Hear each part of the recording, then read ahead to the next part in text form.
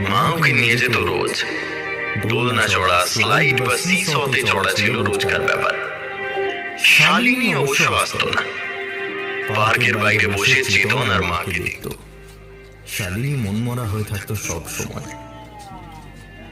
ও ডিপ্রেশনের শিকার হয়েছিল বলেই শুনেছিল মায়ের কাছে। সে কথার মানে অবশ্য বোঝেনি চেতন। ভেবেছিল সর্দি কাশির মতোই হয়তো কোনো রোগ। কিন্তু শালিনী এক সময় বাড়ি থেকে বাইরে বেরোনো বন্ধ করলো। বাবা সবসময় শালিনীকে সাপসাপান্ত করত। বাবা বারবার বলতো, লোককে মুখ দেখাবো কি করে? তোমার মেয়ের পেট বড় হওয়ার কোন কারণটা বলবো? যেমন মা তেমন তার মেয়ে। মা কিছু বলতেও পারতো না বাবাকে। বাবা চিৎকার করতো আর মা শুধু শুনত। চেতনের সামনেও বহুবার এমন জিনিস হয়েছে। ওর ভালো লাগতো না।